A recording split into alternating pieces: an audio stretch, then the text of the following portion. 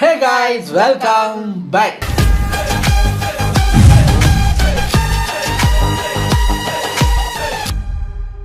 இன்னைக்கு நம்ம எந்த வீடியோக்கு ரியாக்ட் பண்ண போறோம் அப்படின்னு பார்த்தீங்கன்னா, நம்ம ராகேஷ் அண்ட் ஜெனி 2.0 சேனல்ல இருந்து என்னடா பண்ணி வச்சிருக்கீங்க அப்படின்னு ஒரு படத்தை ரோஸ்ட் பண்ணியிருக்காங்க.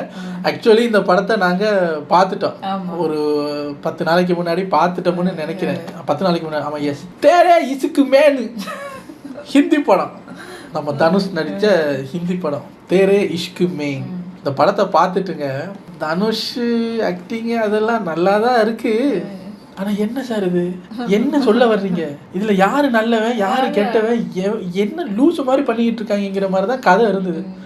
அம்பிகாபதி இருக்குல்ல, ராஞ்சனா, அது கூட ஒரு அளவுக்கு பரவாயில்ல. இது அதோட ஒரு ஸ்பிரிச்சுவல் சீக்குவல் மாதிரியும், அதில் வர்ற ஒரு கேரக்டர் இதில் வந்து அதை பற்றி பேசுகிற மாதிரி இதெல்லாம் வச்சுருக்காங்க. இதில் பார்ட் 3 வேறு வரும் போல் இருக்குது, சரியாக தெரியலை எனக்கு. அந்த படம் பார்த்துட்டு ஏஆர் ரஹ்மானோட மியூசிக்கு, அவங்க படத்தோட மேக்கிங் அதெல்லாம் நல்லா இருக்குது. ஒவ்வொரு சீனையும் லென்த்தாக எடுத்து வச்சுருப்பாங்க. லாஜிக்கே இல்லைங்க. எது சார் இந்த லாஜிக் இல்லாத ஃபைட் அப்படி இப்படின்னா, அதெல்லாம் ஃபைட்டெல்லாம் நல்லா இருக்குது. ஹீரோயின் பண்ணுற விஷயத்தில் தான் லாஜிக்கே இல்லை. அந்த ஹீரோயின்லாம் கடுப்பாயிருச்சு எனக்கு. ஒரு பக்கம் எரிச்சலாக வந்துருச்சு. என்ன கடைசி அந்த ஹீரோயின் கிளைமேக்ஸில் வந்து சாகுற வரைக்கும், ஏமா உனக்கு வேற வேலை வட்டியில் செத்து தொலை அப்படிங்கிற மாதிரி தான் தோணுச்சு. பைத்திய ஹீரோயின் போல. அந்த படத்தை தான் ரோஸ்ட் பண்ணியிருக்காங்க. ஸோ நம்ம நிறையா ரோஸ்ட்டு மொண்டி ஷோவில் தான் பார்ப்போம். ஒரு மாறுதலுக்காக ராகேஷ் அண்ட் ஜெனிலையும் என்ன பண்ணி வச்சுருக்காங்கன்னு பார்க்கலாம். இது ஒரு 16 மினிட்ஸ் வீடியோங்கிறதுனால டக்குன்னு பார்த்துட்டு போயிடலாம். இப்போ நான் உங்களுக்கு ஒரு பயங்கரமான கதை சொல்ல போறேன். இந்த கதையோட டைட்டில் உங்களோட காதலுக்குள்ள. மெயின் ஸ்டோரிக்கு போறதுக்கு முன்னாடி இதுவும் மத்த கதையில வர்ற மாதிரி சிம்பிளான ஒரு லவ் ஸ்டோரி அப்படின்னு நீங்க நினைக்கலாம். ஆனா இந்த லவ் ஸ்டோரியில ஹீரோ அண்ட் வில்லன் ரெண்டு பேருமே ஒரே ஆள். என்ன ஆரம்பத்திலேயே பில்டப் ஓவரா இருக்கு அப்படின்னு கேட்டீங்கன்னா, இந்த படத்துல வர்ற காதலை பார்த்ததுக்கு அப்புறம் காதலுக்கு கண்ணில்லை, காதல் புனிதமானது அப்படின்றதெல்லாம் மாத்தி இந்த காதல் ரொம்ப பயங்கரமா இருக்கு, இதுக்கு பேய் படம் எவ்வளவோ தேவலாம் போல இருக்கே. ஏன்னா பேய்ங்க கூட ஒருத்தனை கர்வம் கட்டிடுச்சுன்னா அடிச்சு காலி பண்ணிட்டு அதோட வேலையை முடிச்சுட்டு போயிட்டே இருக்கும். ஆனா இந்த கதையில ஒருத்தனை ஒரு காதல் பேயை விட கொடூரமா எப்படி கொல்லுது அப்படின்றதான் ஃபுல் டீடைலோட பார்க்க போறீங்க. கூட்டம் பயங்கரமா இருக்கு போல இருக்கே. வெளியில ஹவுஸ்ஃபுல் போர்டு போட்டாங்களோ. சோ ஆரம்பிக்கலாமா? இந்த கதையில தனுஷோட பெயர் சங்கர் குருக்கல். இவர் இந்தியன் ஏர்ஃபோர்ஸ்ல ஃளைட் லெப்டினன்ட்டா இருக்காரு. அப்படின்னா என்ன புரியுற மாதிரி சொல்லுன்னு கேட்டீங்கன்னா, நம்ம ரோட்ல எல்லாம் பெட்ரோல பாத்திருப்பீங்க, அந்த மாதிரி நம்ம இந்தியாவோட வானத்துல ஒரு பெட்ரோல் வேணும் இல்லையா, அந்த மாதிரியான ஒரு பைலட்னு வச்சுக்கோங்க. அப்படிப்பட்ட ஒருத்தர் வானத்துல பெட்ரோல் போயிட்டு இருக்கிறப்போ சந்தேகப்படுற மாதிரி ஃளைட்டர் ஜெட் நம்மளோட இந்தியன் எல்லைக்குள்ள வருது. அது ஒரு சைனீஸ் ஏர்கிராஃப்ட். அவங்க வர்ற நோக்கத்தை பார்த்தா ஏதோ பெருசா பிளான் பண்ணி நம்மள அட்டாக் பண்ண போறாங்க அப்படின்றதை இவர் முன்கூட்டியே கணிச்சு, சோ இப்போ நம்ம தனுஷ் என்ன பண்ணணும், ஆஸ் பர் புரோட்டோகால் அவங்களுக்கு ஒரு வார்னிங் கொடுக்கணும், கமாண்டருக்கு இன்ஃபார்ம் பண்ணணும். ஆனா நம்ம தனுஷ் என்கின்ற சங்கர் அதை ஃபாலோ பண்ணல. எங்க ஏரியாக்குள்ளே வந்துட்டியா நீ, உன்னை நான் சும்மா விட மாட்டேன்டா அப்படின்னு கோவப்பட்டு எந்த ஒரு புரோட்டோகாலையும் ஃபாலோ பண்ணாம பயங்கரமான கோவத்தோட ஒத்த ஆளா போய் சண்டைக்கு நிக்கிறாரு. நீ எங்க எல்லைக்குள்ள வந்திருக்கவே கூடாது, வந்துட்ட மரியாதையை திரும்ப போயிரு, இல்லனா என் உயிரே போனாலும் பரவாயில்லன்னு உங்களை சுட்டு கொன்னுருவேன் அப்படின்னு பயமுறுத்துறாரு. இதை கேட்டு அவங்க ஐயோ இவர் பயங்கரமான ஆளா இருக்காரே அப்படின்னு திரும்ப போயிடுறாங்க. ஆனா கீழே இருக்க கமாண்டர்ஸ் எல்லாருமே, சங்கர் நீ எல்லையை மீறி போயிட்டு இருக்க, இது அவங்க நாட்டுக்கும் நம்ம நாட்டுக்குள்ள ஒரு பெரிய பிரச்சனை கிரியேட் பண்றோம், தயவு செய்து வந்துரு, மத்தத நாங்க பாத்துக்கிறோம் அப்படின்னு என்ன சொன்னாலும் அதெல்லாம் என்னால கேட்க முடியாது, என்ன ஆனாலும் பரவாயில்ல, அவன் ஊர் பக்கம் கீழே வர மாட்டேன் அப்படின்னு அட்டம் புடிச்சிட்டு திருப்பி அமிச்சிட்டு அதுக்கப்புறம் தான் கீழே வந்தாரு. உடனே அவரை பார்த்த கிரவுண்ட் கேப்டன், உனக்கு என்ன தைரியம் இந்த மாதிரி ஒரு வேலையை பண்ணிருக்க, இதென்ன தைரியம் நினைச்சிட்டு இருக்கியா, இது சரிப்பட்டு வராது, நீ இப்ப போய் ஒரு கவுன்சிலரை பார்த்து சைக்காலஜிக்கல் எவாலுவேஷனை கிளியர் பண்ற வரைக்கும் உன்னை நான் கிரவுண்ட் பண்றேன் அப்படின்னு உட்கார வச்சிருக்காரு. இதை கேட்ட தனுஷ்க்கு பயங்கர கடுப்பு. அது என்ன கிரவுண்ட் பண்றேன் அப்படின்னு கேட்டா, ஒரு முக்கியமான போருக்கோ இல்ல அதிபயங்கரமான சம்பவத்துக்கெல்லாம் இதுக்கப்புறம் இவர் போக மாட்டாரு. அப்படியும் போகணும் அப்படின்னா அந்த எவாலுவேஷனை கிளியர் பண்ணணும். அது என்ன எவாலுவேஷன் அப்படின்னு கேட்டீங்கன்னா, ஒரு கவுன்சிலர் வந்து நீ இப்படி இருக்கணும் அப்படி இருக்கணும், இங்கெல்லாம் கோவப்படக்கூடாது, பொறுமையா இருக்கணும், அப்படிலாம் நீ இருக்கியா இல்லையா அப்படின்னு சொல்லி எவாலுவேட் பண்ணி ஓகேப்பா இவன் கரெக்டா தான் இருக்கான் இப்ப அனுப்பிச்சிடலாம் அப்படின்னு ஒரு சைன் போட்டு கொடுத்ததுக்கு அப்புறம் தான் அது அவர் கிளியர் பண்ணுவாரு. அதுக்கப்புறம் தான் கோவப்பட்ட கேப்டன் மேல அனுப்புவார். எது மேல அனுப்பிச்சிருவாரா அப்படின்னு பயப்படாதீங்க, சண்டை போடுறதுக்கு ஃளைட் ஜெட் எடுத்துட்டு கிளம்புறதுக்கு அனுப்புவாரு அப்படின்னு சொல்ல வந்தேன். இப்ப இந்த ஃபைல் எங்க போகுது அப்படின்றது தான் படத்தோட ட்விஸ்ட். சோ இது அப்படியே ஓர வைங்க. இப்ப இந்த படத்தோட ஹீரோயின் அண்ட் வில்லன் கிருத்தி சனோனோட என்ட்ரி. ஒசுக்குன்னு கதையை சொல்லு. ஆமா, ஹீரோயின் வில்லன் எல்லாம் இந்த பொம்பளை தான் பண்றத பண்ணிட்டு சொல்லுவாங்கல்ல, புள்ளையும் கிள்ளி விட்டு தொட்டிலையும் ஆட்டுறங்கிற மாதிரி பண்றதெல்லாம் பண்ணிட்டு ஒண்ணுமே தெரியாத மாதிரி நிற்கும். எங்க அப்பா கிட்ட பேசவான்னு தனுஷை இன்வைட் பண்ற ஒரு சீன் இருக்கும். அங்க வந்து பார்த்தா அவங்க அப்பா தனுஷை அசிங்கப்படுத்துவார். என்னெல்லாம் பேச முடியுமோ பேசி அசிங்கப்படுத்துவார். நமக்கு அவங்க அப்பா மேலே கோவம் வரும். இந்த பொண்ணு பின்னாடி அப்பா அப்படி நிற்கும்.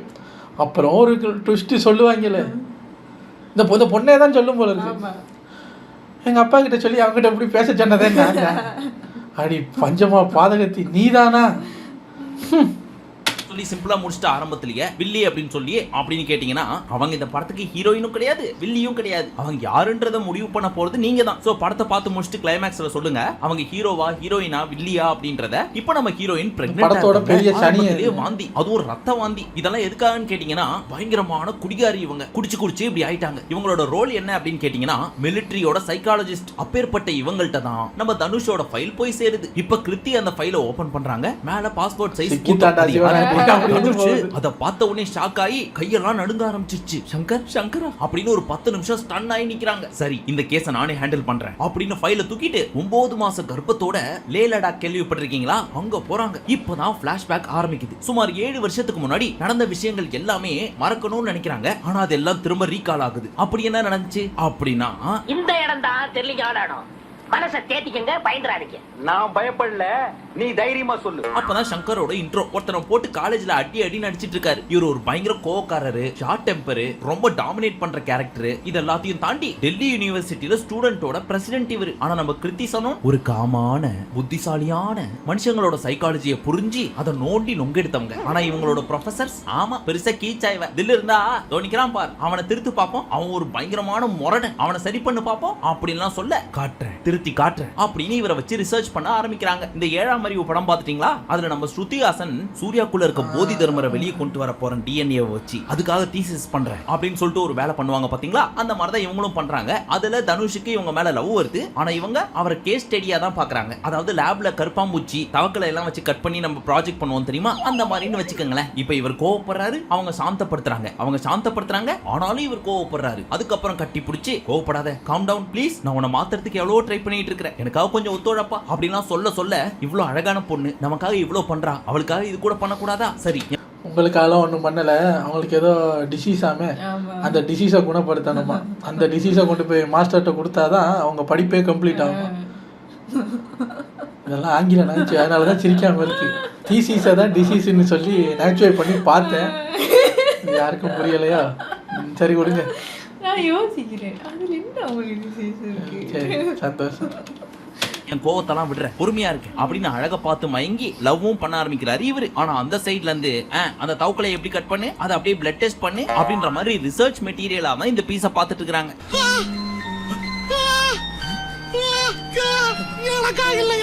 ஒரு பாயிண்ட்ல எனக்கு உன்னை எவ்வளவு பிடிக்கும் தெரியுமா, நான் உன்னை எவ்வளவு லவ் பண்றேன் தெரியுமா, சின்ன வயசுல எங்க அம்மா ஒரு குழந்தையை காப்பாத்த போறேன்னு சொல்லி நெருப்புல சிக்கி கருகி இறந்துட்டாங்க, அந்த எரிச்சல் இப்ப வரைக்கும் எனக்கு இருக்கு, ஆனா உன்னை பாக்குறப்போ கொஞ்சம் அந்த எரிச்சல் கம்மியா இருக்கும் அப்படின்னு சொல்லி பயங்கரமா ஃபீல் பண்ணி அழுதுட்டு இருப்பாரு. அந்த டைம் பார்த்து பின்னாடில இருந்து ஒரு கார் வந்து நிக்குது, அதுல இருந்து ஒருத்தன் இறங்கி வந்து நிக்கிறான். அவனை பார்த்த உடனே இந்த அம்மனி ஓடி போய் கட்டி பிடிச்சிட்டு எப்ப வந்த ஐ மிஸ் யூ அப்படின்ற மாதிரி நிக்கிறத பார்த்துட்டு இவர் இன்னும் சுக்கான்னு ஒருங்கி போயிடுறாரு. எனக்குள்ள காதலை வளர்த்து விட்டு அவன் மட்டும் சந்தோஷமா இருக்காளா, விட மாட்டேன் அப்படின்னு பயங்கரமா குடிச்சிட்டு அவனை என்ன பண்றான் பார் அப்படின்னு வண்டியில இருக்க பெட்ரோல்லாம் ஒரு பாட்டில்ல புடிச்சிட்டு போறாரு. ஆனா அந்த பார்ல பார்த்தா பேசிட்டு இருக்காங்க. அப்ப இந்த அம்மனி என்ன சொல்றாங்க, எனக்கு இந்த காதல் கல்யாணம் அதெல்லாம் இப்போதைக்கு விருப்பம் இல்லப்பா, அதே சமயம் நான் அவனை லவ் எல்லாம் பண்ணல, ஆனா அவன் ரொம்ப நல்லவன், என்னால மாறி இருக்கான் அப்படின்னு சொல்றதெல்லாம் கேட்ட அந்த அமெரிக்க மாப்பிள்ளை இட்ஸ் ஓகேடா, எனக்கு உன்னோட கஷ்டம் புரியுது, கல்யாணம் வேணாம் அப்படின்னு ஒத்துக்கிறான். ஆனா இது தெரியாத நம்ம தனுஷ் யாரை கரெக்ட் பண்ணி கல்யாணம் பண்ணிக்க போறவன் நீதானா அப்படின்னு கடுப்புல அங்கிருந்து வந்து பெட்ரோலை ஃபுல்லா அவன் மேலையும் கொஞ்சம் இவர் மேலையும் கொஞ்சம் 50-50 ஊத்திக்கிட்டு ஒருவேளை உன்னை காதலிக்கிறா அப்படின்னா இந்த நெருப்பால என்ன எரிச்சிட சொல்லு, இல்ல என்ன காதலிக்கிறா அப்படின்னா உன்னை எரிச்சிட சொல்லு அப்படின்னு நெருப்பை ஆன் பண்ணி வச்சுட்டு பூச்சாண்டி காமிச்சிட்டு இருக்காரு. இத பார்த்தா அந்த அமெரிக்க மாப்பிள்ளை பேண்ட்லயே ஒண்ணுக்கு போற அளவுக்கு பயங்கரமான பீதியில இருக்காரு. ஆனா இப்படி சொன்ன நம்ம தனுஷ் ரொம்ப நல்லவர், ரிசல்ட் எனக்கு இப்பவே வேணும், எரிச்சு முடிச்சு விடு அப்படின்னு அப்பவே ஆன்சரை கேட்காம வணக்கம் போட்டு அப்போதைக்கு கிளம்பி போயிட்டாரு. அதுக்கப்புறம் ரொம்ப ஃபீல் பண்ண நம்ம ஹீரோயின் ஹீரோ வீட்டுக்கு போறாங்க. போய் பார்த்தா அப்பா அண்ட் ஃப்ரெண்டோட சேர்ந்து உட்காந்துட்டு மொச்சுக்குன்னு சாப்பிட்டுட்டு இருக்காரு நம்ம ஹீரோ. அப்ப என்ன பேசுறதுன்னே தெரியாம நான் உன் மேல நீ என் மேல அப்படின்னு இவங்களே எடிட் பண்ணி பேசிட்டு இருப்பாங்க. சோ இத அரையும் குறையுமா பார்த்தா அப்பா புள்ள அண்ட் ஃப்ரெண்ட் 3 பேரும் லவ் தான் அப்படின்னு கன்ஃபார்ம் பண்ணிட்டு நாங்களும் அப்படித்தான் நினைச்சோம். அது மாதிரி தான் அந்த பன்னாடை வந்து பேசும். படம் பார்க்கறதுக்கு முன்னாடி ஒரு பாட்டு ஃபர்ஸ்ட் டைம் கேட்டோன்னு ரொம்ப பிடிச்சி போச்சு. நல்ல காலம் வந்துருச்சு நாம் பெத்த ஐயான்னு ஒரு பாட்டு ரொம்ப பிடிக்கும் எனக்கு. அதை போட்டு கேட்டுக்கிட்டே இருப்பேன். ஏஆர் ரஹ்மான் இன்னும் அந்த பாருங்களேன், அது இன்னும் அந்த எனர்ஜி இருக்குங்க, நல்லா இருக்குது அந்த பாட்டு கேட்கும்போது, அவ்வளோ நல்லா இருக்குது. லிரிக்ஸு தனுஷ் தான் எழுதியிருக்காரு. அந்த லிரிக்ஸ் எல்லாம் கேட்கும்போது அப்போ அந்த படத்துக்கு ஒரு வீடியோ சாங்னு ஒன்று விட்டாங்க நான் படம் பார்க்குறதுக்கு முன்னாடி. அதில் நல்ல காலம் வந்துருச்சு நாம் பேத்த ஐயான்னு தனுஷ் என்ன பண்ணுவார், ஒரு மலையிலே ஆடிக்கிட்டு வந்து நான் இந்த எக்ஸாமில் பாஸ் பண்ணிட்டேன், இவர் இந்த பேரை போட்டு நேம் போர்டு வெய்யிப்பா அப்படின்னு அவங்க அப்பாவுக்கு போய் ட்ரெஸ் வாங்கி கொடுக்குறது அப்படி இப்படி ரொம்ப சந்தோஷமாக வந்துகிட்டு இருப்பாங்க. அப்போ எனக்கு மைண்டில் என்ன தோணுச்சுன்னா, ஓஹோ இவர் படிக்காத தற்கொலையாக இருந்தவர் ஏதோ பெரிய அவமானத்துக்கு அப்புறம் படித்து எக்ஸாமில் பாஸ் பண்ணி ஃபைனலாக அந்த அப்பா மகன் பாண்டிங், பையன் படித்து முன்னேறிட்டான் பாரு, ஒரு பதவிக்கு போயிட்டான் பாருன்னு அவங்க அப்பா நினச்சிட்டு இதுக்கப்புறம் நமக்கு நல்ல காலம் வந்துருச்சு நாம் தையா அப்படின்னு பாட்டு பாடுறாரு போல இருக்கு அப்படின்னு நினைச்சேன். நானும் அப்படிதான் நினைச்சேன். நீங்களும் அப்படித்தான் நினைச்சீங்க, எல்லாரும் அப்படித்தான் நினைச்சோம். படத்தை போட்டு பார்த்தா நல்ல பாட்டு நல்ல லிரிக்ஸ் சனிய மாதிரி எதுக்கு தெரியுமா வந்திருக்கு. அந்த பன்னாடை வந்துருச்சுல்ல, வந்து நீ நாளைக்கு காலைல ஒரு 10-11 மணிக்கு எங்கள் அப்பா கிட்ட வந்து பேசுறியா? சரி, நல்ல காலம் வந்து இருச்சு நான் பேச ஐயா, எதுக்கு உங்கள் அப்பா கிட்ட பேச வர்றதுக்கா? ஏன் சார் இப்படி இந்த பாட்டை நாசமாக்கி வச்சிருக்கீங்க? அதுக்கு ஏன் தனுஷ் இந்த லிரிக்ஸ் எழுதினாருன்னு தெரியல. வேற எங்கேயாச்சும் ஒரு இடத்துல போட்டிருக்கலாம், அவர் எக்ஸாம் பாஸ் பண்ணதுக்கு அப்புறமாவது போட்டிருக்கலாம். அந்த வீடியோ சாங்ல ஒரு இடம் வச்சிருக்கீங்கல்ல, அவர் அப்படியே மலையில் ஆடிக்கிட்டு வந்து அப்பா நான் பாஸ் பண்ணிட்டேன்னு சொல்லுவாருன்னு, அப்பா அப்பாட பாயிண்ட் ஆஃப் வியூல இருந்து வர்ற மாதிரி அந்த பாட்டை போடலாம். ஒரு பொண்ணு என் வீட்டுக்கு வந்து பேசுன்னு சொன்னதுக்கு அந்த பாட்டை போட்டு ஆடிக்கிட்டு இருக்காங்க சார். எனக்கு எரிச்சல் வந்துருச்சு எனக்கு. ஏன்னா எப்பேற்பட்ட பாட்டு சிச்சுவேஷனை ஒரு 5 நிமிஷம் தள்ளி வச்சிருந்தீங்கன்னா அந்த பாட்டை நல்ல சிச்சுவேஷன். 5 நிமிஷம் முன்னாடி இந்த வருது வாயில் எனக்கு. இந்த சனியை பிடிச்ச ஹீரோயின் வந்து எங்க வீட்டுக்கு வந்து பேசு அப்படின்னு சொன்னதுக்கு அப்புறம் நல்ல காலம் வந்துருச்சுன்னு போய் பாடிட்டு அசிங்கப்பட்டு வருவாரு.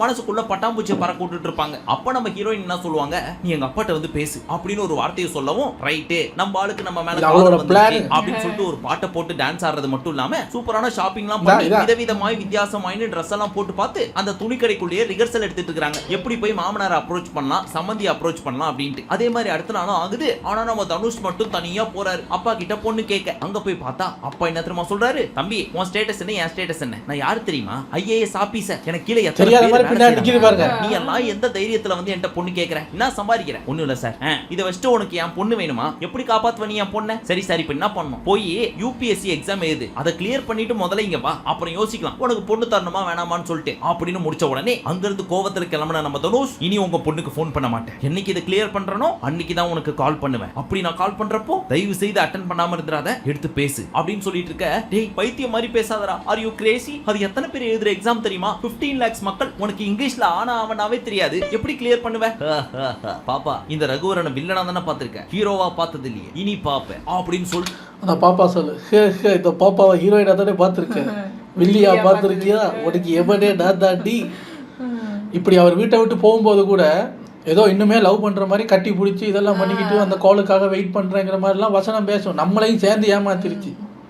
அங்க இருந்து கிளம்பி போயிடுறாரு. போய் புக் எல்லாம் வாங்கி வச்சு கண்ணா பின்னான்னு படிச்சு ஃபர்ஸ்ட் அட்டெம்ப்ட் பண்றாரு, ஃபர்ஸ்ட் இயர்ல ஃபெயில், ரெண்டாவது அட்டெம்ப்ட் பண்றாரு, ரெண்டாவது வருஷத்துல மறுபடியும் ஃபெயில். அதுக்கப்புறம் யாரடி நீ மோகினியில கம்ப்யூட்டர் முன்னாடி உட்காந்துக்கிட்டு இப்ப பாரு இப்ப இந்த ப்ராப்ளம நான் சால்வ் பண்றேன் அப்படின்னு சொல்லிட்டு 4 ரவுடிங்களை அடிக்க போற மாதிரியே கையெல்லாம் முறுக்கிட்டு உட்காருவார் தெரியுமா? அந்த மாதிரி உட்காந்து கண்ணா பின்னான்னு படிச்சு ஒரு வழியா கிளியர் பண்றாரு பேப்பர்ஸை. உடனே அப்பா நான் பாஸ் ஆயிட்டேன் அப்படின்னு சொல்லிட்டு அங்க இருந்து கிளம்பி வந்து இந்த இருக்குல்ல சீன், இந்த இடத்துல வந்திருக்கணும் அந்த பாட்டு, அவங்க அப்பா பாயிண்ட் ஆஃப் வியூல அதை விட்டு அப்பாவை கட்டி தழுவிட்டு ஸ்ட்ரைட்டா ஹீரோயினை பாக்குறதுக்கு போவாரு. அங்க போய் பார்த்தா எனக்கு கல்யாணம், இவன் தான் என்னோட மாப்பிள்ள அப்படின்னு நிப்பாங்க இவங்க. அத்தனையும் நடிப்பா சொல்லுல தான் நடிப்பா. இல்லை இல்லை இல்லை, அத பார்த்து ஷாக்கான அவரு கையில போனோட நிப்பாரு. அந்த போன்ல கால் ஹீரோயினுக்கு போயிட்டு இருக்கு. ஹீரோயினும் கையில போனை வச்சுக்கிட்டு இப்ப இவனுக்கு என்ன பதில் சொல்றது அப்படின்னு தெரியாம தகச்சு போய் நின்ட்டாங்க. அந்த ஷாக்லயே அப்பாவும் ஃப்ரெண்டும் இவரை வெளியே கூட்டு போயிட்டாங்க. இவங்க குடுகுடுன்னு ஓடி போய் கம்ப்யூட்டர் ஓபன் பண்ணி UPSCல யாரெல்லாம் பாஸ் பண்ணிருக்காங்கன்னு பார்த்தா நம்பால் கிளியர் பண்ணதை பார்த்துட்டு ஷாக்காய் நிக்கிறாங்க. My god, this is medical miracle, எப்படி அவன் பாஸ் பண்ணா அப்படின்ற ஆச்சரியத்துல என்ன பண்றதுனே தெரியாம உட்கார்ந்துட்டு இருக்காங்க. பட் இந்த 3 வருஷத்துல இந்த பையனை எங்க புடிச்சாங்க அப்படின்னு கேட்டா, ஃபர்ஸ்ட் ஆஃப் ஆல் இந்த பையன் இவங்க படிச்ச அதே காலேஜ்ல லெக்சரரா இருந்தாரு. அதுக்கப்புறம் US போனாங்க இல்லையா, அங்க போய் இவங்களுக்குள்ள காதல் பட்டாம்பூச்சி பறக்க ஆரம்பிச்சிச்சு. அதை தான் இங்க அனௌன்ஸ் பண்ற டைம்ல இந்த மாதிரி ஆயிப்போச்சு. அப்ப தனுஷ லவ் பண்ணவே இல்லையா அப்படின்னு கேட்டீங்கன்னா, இருங்க அவசரப்படாதீங்க, வரேன். இப்ப நம்ம தனுஷ் கையில பெட்ரோல் வெடிகுண்டோட 5-6 பாட்டில் எடுத்துட்டு நைட் ஹீரோயின் வீட்டுக்கு வராரு. அங்கேயா பயங்கரமான ஃபங்க்ஷன் போயிட்டு இருக்கு. சோ கோவத்துல நம்ம தனுஷ் எல்லா பெட்ரோல் வெடிகுண்டையும் தூக்கி போட்டு எரிக்கிறாரு. அங்க நம்ம சைக்காலஜிஸ்ட் ஹீரோயின் காம் டவுன் கோவப்படாதீங்க அமைதியா இருங்க அப்படிலாம் கட்டி தழுவி தனுஷ காம்ப்ரமைஸ் பண்றாங்க. ஆனாலும் கேட்காத தனுஷ், வாடி மொட்டை மாடிக்கு வாடி உன்கிட்ட பேசிக்கிறேன் அப்படின்னு கூப்பிட்டு போய் ஏன்டி இப்படி பண்ண 3 வருஷம் உனக்காக நாய் மாதிரி படியோ படின்னு படிச்சு எந்த ஒரு ஷார்ட் கட்டும் பண்ணாம நான் கொடுத்த வாக்குறுதி மாதிரி எப்போ உனக்கு கால் பண்ணி டிஸ்டர்ப் பண்ணாம கிளியர் பண்ணிட்டு வந்து பேசிட்டு இருக்கேன். அப்படி நீ இவனை தான் கல்யாணம் பண்ண போற அப்படின்னா எதுக்காக நான் இதை சொல்லிட்டு போறப்போ என் கூட நின்றுட்டு இருந்தேன், உன்னால கிளியர் எல்லாம் பண்ண முடியாதான்னு கட்டி பிடிச்ச, அதுக்கெல்லாம் என்ன அர்த்தம்? ஏன்னா எனக்கு உன் மேல லவ் இல்லைன்னு அர்த்தம். என்னடி சொல்ற? ஒரு செகண்ட் கூட என் மேல லவ் இல்லையா? இல்லை கோபால் இல்லை அப்படின்னு இருக்காங்க அவங்க. அப்ப ஏன் இதை நீ அன்னைக்கே சொல்ல? அதை சொல்லாதான் வீட்டுக்கு வந்தேன். அப்போ லவ் ஃபீலோடவே பார்த்தா பேசினேன். சரி நீ எங்க அப்பாட்ட வந்து பேச சொன்னேன், என்னால உன்னை ரிஜெக்ட் பண்ண முடியல, ஏன்னா ரிஜெக்ஷனை நீ ஏத்துக்க மாட்டேன் அப்படின்னு. ஆனா அப்பவும் நான் கிளியர் பண்ண போறேன், கிளியர் பண்ணிட்டு வந்து உங்க பொண்ணை கல்யாணம் கட்டிக்கிறேன் அப்படின்னு ரிவெஞ்ச் எடுத்துட்டு போறேன். சரி எப்படியும் கிளியர் பண்ண மாட்டான், 3 வருஷத்துல நம்மள மறந்துட்டு இருப்பான்னு நினைச்சிட்டு கல்யாணம் பண்ணலான்னு பார்த்தா இப்ப இப்படி வந்து நிக்கிறேன். நான் என்ன பண்றது? உன் காரணம் என்னால ஏத்துக்க முடியல, எனக்கு உடம்பெல்லாம் பழைய மாதிரி எரியுது, எப்படியாவது அணைக்கிறியா? உன்னை என்ன கொன்னுரு, இல்ல என்ன ஏத்துக்கோ, இல்ல வா 2 பேரும் சேர்ந்து செத்து போவோம், எது பண்ற அப்படின்னு இவர் சொல்லுவார்ல. இந்த மூணு ஆப்ஷனை கொடுத்துட்டு எது பண்ற அப்படின்னு சைலண்டா இருப்பார். கிளைமேக்ஸ்ல ஒரு குண்டை தூக்கி போடுவார்ல ஒருத்திட்டு. அவன் அன்னைக்கு கேட்கும் போது எனக்கு மூளையும் பண்ணணும் போல இருந்தது. இவளை யாராவது கவுன்சிலிங் அனுப்புங்க சார், இவன் மற்றவங்களை கவுன்சிலிங் பண்ணிக்கிட்டு கிழிச்சுக்கிட்டு இருக்க, மூணையும் பண்ண போறியா? எப்படி தள்ளி விட்டு கொண்டு விட்டு லவ் பண்ணுவியா? தனுஷுக்கு இப்போ நான் சொன்ன உடனே என்னைய திட்டுவீங்க எல்லாரும், என்ன இப்படிலாம் பேசுறீங்க? இந்த எனக்கு அப்படி நடந்தா நல்லா இருக்கும் போல தோணுச்சு. இந்த படத்துல தனுஷுக்கு 2 சான்ஸ் கிடைச்சதுங்க, மிஸ் பண்ணிட்டாரு. அந்த பாருக்கு போய் பெட்ரோல் அவன் மேல ஊத்திட்டு கொளுத்த நிப்பாருல்ல, கொஞ்சம் மிச்சம் வச்சு இவன் மேலே ஊத்தி இருக்கலாம், மிஸ் பண்ணிட்டாரு. அவர் வாழ்க்கை நல்லா இருந்திருக்கும். அப்புறம் இப்போ அந்த பெட்ரோல் பாம்பை எடுத்துட்டு அந்த கல்யாணம் வீடு பூரா எரிஞ்சாருல, அதுல ஒன்று அவன் மேல எரிஞ்சிருக்கலாம், அப்பயாவது இவர் நல்லா இருந்திருப்பாரு. அப்பயும் இவர் பண்ணலை, 2 தடவை அட்டம்ப்ட்ல மிஸ் ஆயிருச்சா, கிளைமேக்ஸ்ல வந்து சொல்லி முடிச்சிருக்காரு. அப்படின்னு கேட்க, என்னால உன்னை கொல்ல முடியாது, நீயே என்ன குத்தி கொன்னுரு அப்படின்னு சொல்ல என்ன பண்றதுன்னே தெரியாம கடுப்புல நடந்து போயிட்டு இருக்காரு. ஹீரோயினோட அப்பாவும் போலீஸ்ட்ட சொல்லி இவரை முட்டிக்கு முட்டி தட்டி ஜெயிலுக்குள்ள போட்டு வச்சிடறாரு. சோ ஹீரோட அப்பா அங்க இருந்து வந்து எல்லார் காலையும் விழுந்து என் பையனை விட்டுருங்க அப்படின்னு கெஞ்சினதுக்கு அப்புறம் சரி போ, இனி டெல்லியில உன்னை எங்கேயுமே பார்க்க கூடாது, ஊரை விட்டு ஓடி போயிடணும் அப்படின்னு அமுச்சு விட்டுறாரு. சோ ஜெயில இருந்து பையனை கூட்டு போலான்னு பார்த்தா அடி மொரட்டடி அடிச்சு வச்சிருக்காங்க நம்ம ஹீரோவை. அதை பார்த்தா அப்பாக்கு எவ்வளவு கஷ்டமா இருக்கும். சோ அப்படியே கையோட கூட்டு போய் வாப்பா, எதுக்குப்பா உனக்கு இதெல்லாம்? சின்ன வயசுல நீ ஏரோப்ளேனுக்கு ஆசைப்படுவேன், அப்பாவால் அதுல கூட்டு போக முடியாது, ஆனா என்கிட்ட ஒரு சைக்கிள் இருந்துச்சு, அதுல உன்னை உட்கார வச்சுக்கிட்டு ஃபாஸ்டா ஓட்டிட்டு போவேன். அதை பார்த்ததுக்கு அப்புறம் அப்பா ஃபாஸ்டா போப்பா அப்படின்னு சொல்லுவேன். சரி நானும் ஃபாஸ்டா போவேன், அப்பா இன்னும் ஃபாஸ்டா போப்பா அப்படின்னு மறுபடியும் சொல்லுவேன். நானும் உசுர கொடுத்து ஓட்டுற ஓட்டுல செயின் டயர் எல்லாம் பிச்சுட்டு போற அளவுக்கு ஓட்டுவேன் அப்படின்னு சொல்லி அப்படி சொல்லிக்கிட்டு உண்மையிலேயே பிச்சுக்கிட்டு போய் செத்து போயிருவாருங்க. ஏப்பா கதை சொன்னா கதையை மட்டும் சொல்லுங்க. இப்ப அப்ப பண்ணாம அப்ப அந்த வண்டி புதுசா இருந்திருக்கும், பண்ணிருப்பேன். இத்தனை வருஷமா ஒரே வண்டியை வச்சுக்கிட்டு இப்பயும் அதுவான கதையை சொல்லி முறுக்கிட்டு போய் செத்து போயிருக்கீங்களே சார் சொல்லிட்டு அவர் ஓட்டிட்டு இருக்கிற வண்டியை பிடிச்சி முறுக்குவாரு பாருங்க. 2 பேருமே கீழே விழுந்து பயங்கரமான அடிபட்டுரும். அதுல இவர் பொழைச்சுப்பாரு, பாவம் அப்பா இறந்துருவாரு. சோ அப்பாவை அடக்கம் பண்றதுக்காக பெனாரஸ்க்கு போறாரு. அங்க போய் அவருக்கான காரியத்தெல்லாம் பண்ணி முடிச்சிட்டு இருக்கிறப்போ அங்க இருந்து முராரின்னு ஒருத்தர் வராரு. அவர் வந்து என்ன சொல்றாரு, இங்க பாரு உன் காதல்னால உங்க அப்பா எரிஞ்சிட்டு இருக்காரு பாரு, உன் வலிய எரிக்க ட்ரை பண்ணாத, அது உன்னோட பவரா மாத்து அப்படின்னு ஒரு சில டயலாக் எல்லாம் சொல்ல அங்க இருந்து கட்டுப்புல ஏஞ்சி போன நம்ம ஆளு நம்ம ஆசை நிறைவேறல, அப்பா நம்மளோட சேர்ந்து ஏரோப்ளேன்ல போகணும்னு ஆசைப்பட்டாரு, அதுக்காகவாவது நான் பைலட் ஆகணும் அப்படின்னு சொல்லி ஒரு ஆம்பிஷனோட அங்க இருந்து கிளம்பி போய் கல்யாணத்துக்கு ரெடி ஆயிட்டு இருக்கிற ஹீரோயின் தலையில காசில இருந்து வந்த தீர்த்தம் இது, நீ எனக்கு பண்ண பாவம்லாம் கழிஞ்சு போட்டோம், ஆனா ஒரே ஒரு சாபம் மட்டும் உனக்கு விடுறேன், உனக்கு என்ன மாதிரி ஒரு பையன் பிறக்கணும், அவனும் என்ன மாதிரி காதல்ல தோக்கணும், அப்பதான் என்னோட வலி உனக்கு தெரியும் அப்படின்னு சொல்லிட்டு போயிடுறாரு. அந்த நொடியில இருந்து இவங்களுக்கு அவர் மேல காதல் வந்துருது. உடனே ஓடி போய் வீட்டை பார்த்தா பூட்டி இருக்கு, அங்க எங்கன்னு தேடி பார்த்தா எங்கேயும் காணும். சோ ஆம்பளையில தேவதாஸ் மாதிரி இவங்க சரக்கடிக்கும் தாடி வைக்காத தேவதாசினியா சுத்திட்டு இருக்காங்க. மேரேஜோ கேன்சல் ஆயிடுச்சு. ஒரு பாயிண்ட்ல பயங்கரமா சரக்கடிச்சு ஹீரோயினுக்கு லிவர் கேரோசிஸ் வந்துருச்சு. இத டாக்டர் கண்டுபிடிச்சு அவங்க அப்பாட்ட சொல்ல, மா எனக்காக அவனை கல்யாணம் பண்ணிக்கமா அப்படின்னு கால்ல விழாத குறையா கெஞ்சுறாரு அப்பா. சோ அவங்களும் கல்யாணம் பண்ணிக்கிறாங்க. இதெல்லாம் ஃபிளாஷ்பேக். இப்ப கரண்ட்டுக்கு வருவோமா? End of flashback. இப்ப ஹீரோயினை கல்யாணம் பண்ணாரு தெரியுமா ஒருத்தர், லெக்சரர்னு கூட சொன்னேன். அவரு ஒரு இந்தியன் நேவி ஆபீசர், ஹீரோயினும் மிலிட்டரியோட ஹெட் கவுன்சிலர். இப்ப எவாலுவேஷன் கிளியர் பண்றதுக்காக நம்ம ஹீரோவோட ஃபைல் 9 மாசம் புள்ளத்தாச்சியா இருக்க ஹீரோயின் கைக்கு போகுது. ஆனா ஹீரோயின், என்னால இதை ஒத்துக்கவே முடியாது, இப்ப மட்டும் நீ காம்பேட்டுக்குள்ள திரும்ப போனா உன் உயிரே போயிடும். இதை இப்படியே எங்க அதை வேற கவுன்சிலர்கிட்ட கொடுங்க, எனக்கு இவனை பார்க்க பிடிக்கல, இல்லை நான் ஆல்ரெடி அவனை நான் ரொம்ப காயப்படுத்திட்டேன், இதுக்கு மேலே எனக்கு காயப்படுத்த எனக்கு மனசு கேட்கல, வேற ஆஃபீஸர்கிட்ட கொடுங்க, விட்டுருக்கலாம். இன்னும் நல்லா இருக்கானா? கூடாது, அந்த ஃபைலை என்கிட்ட கொடுங்க, நானே இன்னைக்கு போய் அவனை கொல்றேன் அப்படின்ட்டு. அது இது எப்படி தெரியுமா கேரக்டர், எனக்கு ஒரு கண் போனாலும் எதிரிக்கு 2 கண்ணும் போகணும்னு நினைக்கிறேன்.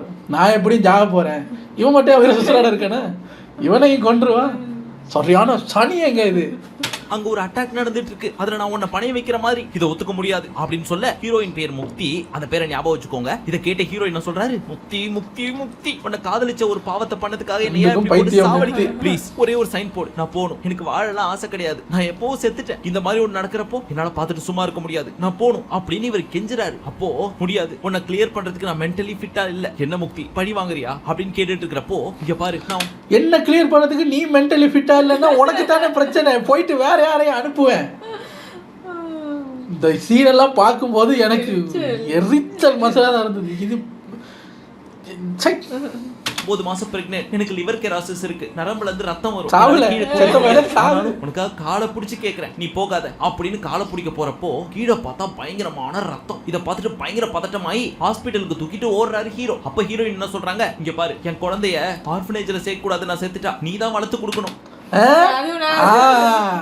என்ன பார்த்தா எப்படி தெரியுது மேடம், நீ அப்ப வந்தது என்னைய காப்பாத்தல, இப்ப நீ எப்படி சாக போற, உன் குழந்தைக்கு ஒரு அப்பா இருப்பாரு, அவர் மேல உனக்கு நம்பிக்கை இல்லை, என்னைய தேடி கண்டுபிடிச்சி நீ என்ன கொன்னது பார்த்தாம இப்ப இந்த குழந்தைய என்ன கொல்லணும்ல.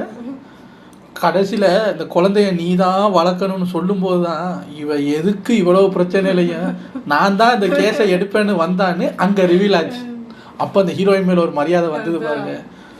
பண்ணாட நீ எல்லாம் என்ன அப்படின்னு சொல்லிட்டு இவர்கிட்ட சொல்லிட்டு இருக்காங்க. அப்ப அவரோட மைண்ட் வாய்ஸ் என்னவா இருந்திருக்கும், ஏன்டி என்ன லவ்வும் பண்ணல கல்யாணமும் பண்ணல, என்ன லவ் பண்றேன் அப்படின்னு சொல்லிட்டு இன்னொருத்தனை கல்யாணம் பண்ணிட்டு வயித்துல குழந்தையோட வந்து நின்னுட்டு நான் செத்துருவேன், என் குழந்தைய நீ பாத்துக்கன்னு வேற சொல்றியா நீ, வர்ஜின் பசங்க சாபம் உங்களை சும்மா விடாதீ அப்படின்னு நினைச்சாலும் வெளியே கேட்கலையே. நான் உன்னை லவ் பண்ணதுக்காக நீ சொன்ன மாதிரி உன் பையனை நான் வளர்த்து கொடுக்குறேன், இப்ப பேப்பர்ல மட்டும் சைன் போடு அப்படின்னு சொல்லி சைன் வாங்கிட்டு டியூட்டில ஜாயின் பண்றாரு. ஃபைட்டர் ஜெட்டையும் எடுத்துட்டு கேப்டனோட அப்ரூவலோட கிளம்பிட்டாரு. அங்க போய் பார்த்தா ஒரு பெரிய சைனீஸ் ஷிப் பயங்கரமான ஆயுதங்களோட நின்னுட்டு இருக்குது கடலுக்குள்ள. இன்னொரு பக்கம் நம்ம இந்தியன் ஷிப், அதுக்குள்ள இருக்கிறது யார் தெரியுமா, ஹீரோயின் முக்தியோட வீட்டுக்காரர். இப்ப ஹீரோயின் யோசிப்பாரு, சைனீஸ் ஷிப்பையும் அழிக்கணும், யாரோட வீட்டுக்காரனையும் காப்பாத்தணும், என்ன பண்றது அப்படின்னு யோசிச்சு, நானி படம் பாத்திருக்கீங்களா, அதுல கடைசியில அந்த தான் மேல ஃபுல்லா மருந்த தேய்ச்சிக்கிட்டு நெருப்பால தன்னை எரிச்சுக்கிட்டு குண்டா போய் சுதீப் என்ற வில்லனை தாக்கும். இது மூலியமா ஹீரோவும் அவுட் வில்லனும் அவுட். அந்த மாதிரியே இப்ப நான் அவனை தாக்க போறேன் பார் அப்படின்னு ஸ்ட்ரைட்டா அந்த ஜெட்டை ஃபாஸ்டா ஓட்டின்னு போய் அந்த சைனீஸ் ஷிப்ல போய் மோதி மொத்த ஷிப்பையும் வெடிக்க வச்சிடறாரு.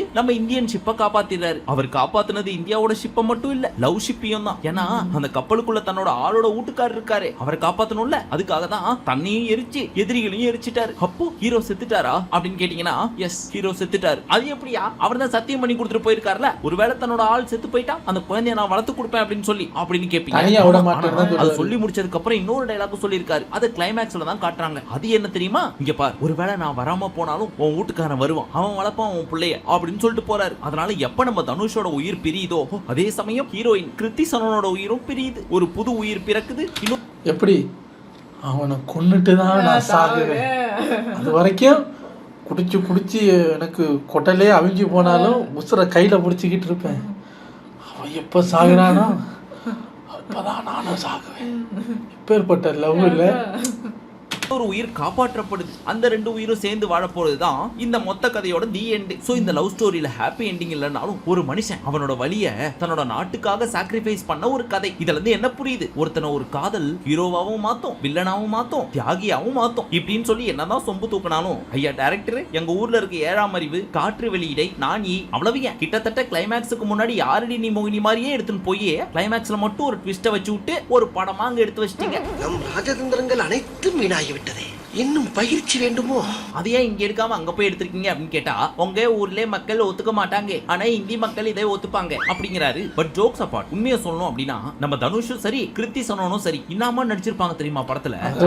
அந்த ஊர் மொழி தெரியாம மனுஷன் சும்மா பிரிச்சிருப்பாரு டைலாக்ஸ் எல்லாம் கூட, தமிழ்ல கிடையாது ஹிந்திலேயே சும்மாவா தூக்கி கொடுத்துருப்பாங்க இவங்க 2 பேருக்கு நேஷனல் அவார்டு. சரி இந்த படம் பார்க்காதவங்களுக்கு கதை புரிஞ்சா, நான் சொன்ன விதம் பிடிச்சிருந்துச்சா, இதுதான் எவ்வளவு கடுப்பா இருக்கு உங்களுக்கு கதையை சொல்லி கேட்கும் போது, பார்க்கும்போது ரொம்ப எரிச்சலா இருந்தது. ஸ்டார்டிங்ல இருந்து எண்டிங் வரைக்கும் ஒரு கேரக்டர் மேல உங்களுக்கு எரிச்சல் வரும்னா அது ஹீரோயின் தான். அந்த ஹீரோயின் பண்றது எல்லாமே எரிச்சல் தான் வரும். ஆனா ஹீரோயின் மேல அந்த சிம்பத்தி வர்றதுக்கு டைரக்டர் முக்கியிருப்பாரு, வரலையே, மாறா கொலவெறியா தான் இருந்தது. ஆனா இந்த படம் ஹிந்தியில ஓடி இருக்குங்க, 100 கோடியோ எவ்வளோ வசூல் பண்ணியிருக்கு. எனக்கு இந்த படத்தில் பரவாயில்ல, தனுஷை கூட அந்த பொண்ணு கொன்றுச்சு, எல்லாம் ஓகே தான். ஒரு பாட்டை வந்து டைரக்டர் கொண்டாருல்ல, நல்ல பாட்டு சார். நாம் தையா நாம் நல்ல பாட்டு, நாசமாக்கிட்டானுங்க. அந்த பாட்டுக்காக தான் அந்த படமே பார்த்தேன். அந்த பாட்டு இதில் எந்த இடத்துல வருது அதை பார்க்கணுங்கிறதுக்காக தான் அம்மாலாம் உட்காந்து பார்க்க வந்தாங்க. ஆனால் தெரியல, ஆளை விடுங்க. உங்களை அடுத்த வீட்டில் வந்து சந்திக்கிறேன். Take care. பாய்.